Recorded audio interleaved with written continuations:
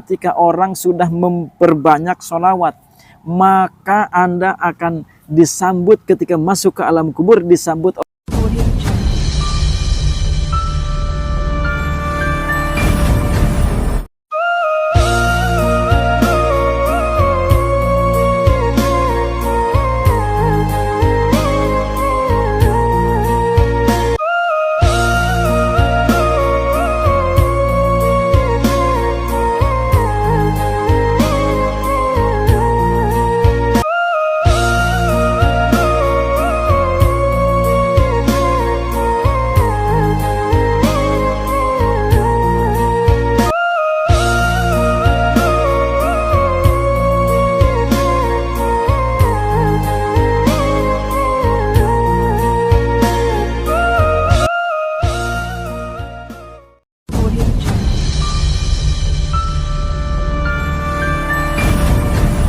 Assalamualaikum warahmatullahi wabarakatuh. A'udzu billah, bismillah, alhamdulillah. Wassalatu wassalamu ala Rasulillah wa ala alihi wa ashabihi wa mawalah. La haula wa la quwwata illa billah, amma ba'd. Saudara-saudara pemirsa setia channel Majmu'atul Hikam rahimakumullah. Pada kesempatan ini insyaallah saya akan memberikan sebuah kabar gembira, bahkan mungkin beberapa kabar gembira bagi Anda yang suka membaca sholawat ya. Bagi Anda yang mungkin suka melafalkan bacaan-bacaan sholawat, ini Anda adalah termasuk orang yang sangat beruntung jika Anda sering melaksanakan atau sering mengamalkan amalan-amalan dari sebuah sholawat. Namun, tidak banyak orang yang mengetahui khasiat agung dari sebuah sholawat. Sehingga orang terkadang enggan untuk bersolawat, enggan untuk mengamalkan bacaan-bacaan sholawat. Dikarenakan apa? Dikarenakan mungkin mereka tidak mengetahui apa sih khasiat sholawat tersebut. Akan tetapi ketika kita memiliki atau mengetahui tentang fadilah-fadilah dan khasiat-khasiat sholawat, maka insya Allah Anda tidak akan berani meninggalkan bersolawat kepada Rasulullah Shallallahu Alaihi Wasallam. Apa sih keagungan-keagungan dan khasiat-khasiat yang akan kita dapatkan ketika kita mendawamkan atau sering bersolawat kepada baginda Nabi Muhammad Shallallahu Alaihi Wasallam? Maka sebelum saya lanjutkan, bagi Anda yang mungkin baru bergabung, silahkan diklik dulu tombol subscribe, like, komen, share sebanyak-banyaknya kepada saudara dan rekan-rekan kita semua. Baik, saya lanjutkan. Di antara khasiat atau fadilah sholawat yang akan kita dapatkan ketika kita sering bersolawat kepada Nabi Muhammad SAW, ini saya sampaikan, mudah-mudahan bisa menambah kemantapan kita ketika kita bersolawat.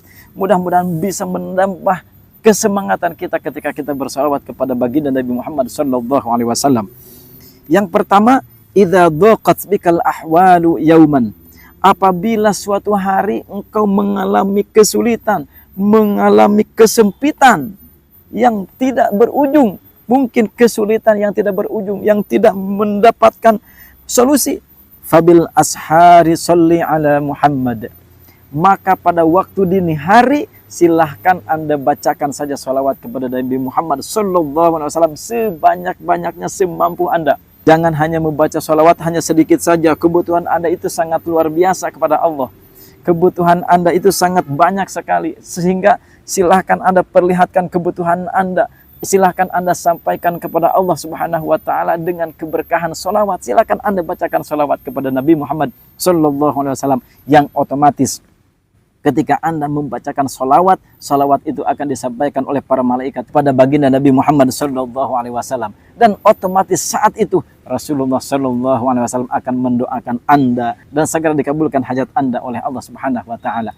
Ini yang pertama. Kemudian, bahkan idza kunta fi dhaiqin, apabila suatu saat nanti Anda merasakan kesempitan, au fi faqrin, atau mungkin Anda dalam keadaan yang sangat fakir atau mungkin sulit, pekerjaan tidak ada, penghasilan tidak ada, kebutuhan sangat banyak, hutang mungkin menumpuk, rumah Anda mungkin akan disita oleh bank. Nah, ini ada contoh-contoh seperti itu.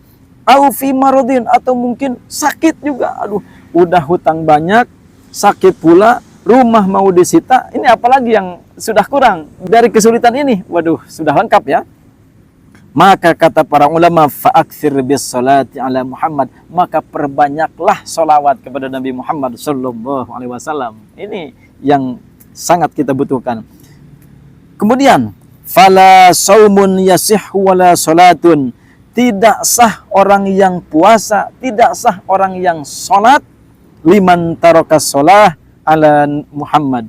Bagi orang yang meninggalkan salawat kepada Nabi Muhammad, maka puasa dan salatnya tidak akan diterima oleh Allah Subhanahu wa taala. Bagi orang-orang yang tidak suka bersalawat kepada Nabi Muhammad sallallahu alaihi wasallam. Kenapa? Karena salawat merupakan salah satu rukun salat. Walaupun Anda mungkin sering sholat, akan tetapi Anda tidak suka baca sholawat, maka sholat Anda tidak sah. Kenapa? Karena sholawat adalah merupakan salah satu rukun di dalam sholat. Nah, kemudian wa in kanat dzunubuka laisa tuhsa. Jika seandainya dosa Anda itu sudah tidak terhitung lagi, laisa tuhsa, tidak bisa dihitung. Mungkin lebih banyak dosa kita daripada buih lautan. Mungkin lebih banyak dosa kita dari banyaknya pohon-pohon yang Allah tumbuhkan di muka bumi ini. Nah, ini adalah wa in kanat dzunubuka laisa tuhsa, seperti itu. Tukaffar bis salati ala Muhammad, maka kifaratilah, maka hapuslah dengan solawat kepada Nabi Muhammad sallallahu alaihi wasallam. Jadi solawat ini sangat agung sekali ya. Jadi ketika kita merasakan banyak sekali dosa, banyak sekali kemaksiatan-kemaksiatan yang kita lakukan kepada Allah Subhanahu wa taala, akan tetapi kebutuhan kita kepada Allah Subhanahu wa taala sangatlah banyak, maka perbanyaklah salawat kepada Nabi Muhammad sallallahu alaihi wasallam. Kemudian ini yang sangat agung juga, wa indal maut, ketika Anda nanti maut, ala firashil maut, di tempat pembaringan kita sakaratul maut,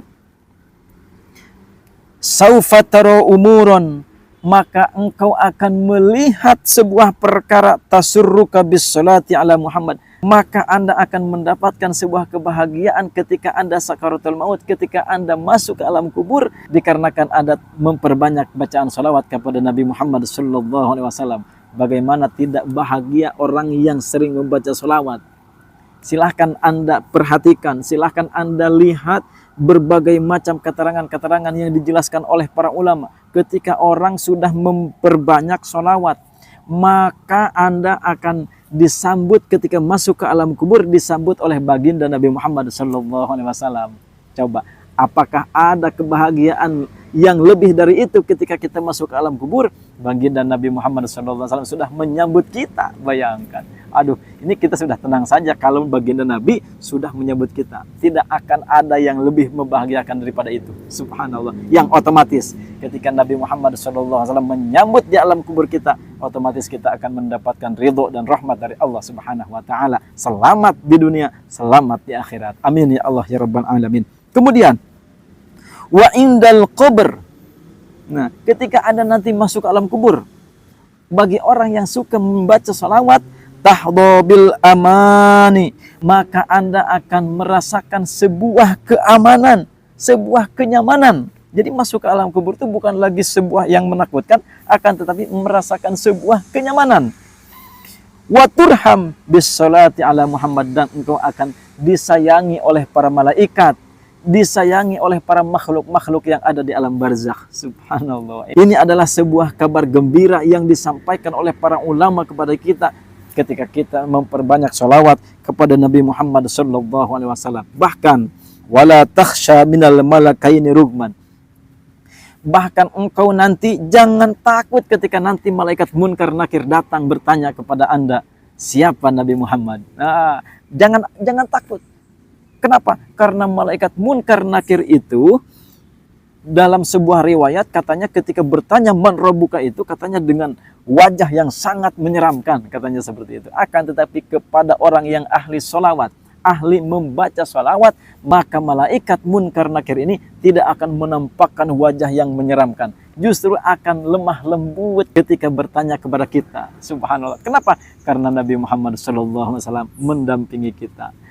Gak berani malaikat Munkar Nakir mengeluarkan wajahnya yang menyeramkan apabila Nabi Muhammad SAW mendampingi kita. Wah, ini adalah sebuah khasiat-khasiat atau fadilah-fadilah agung ketika kita membacakan sholawat.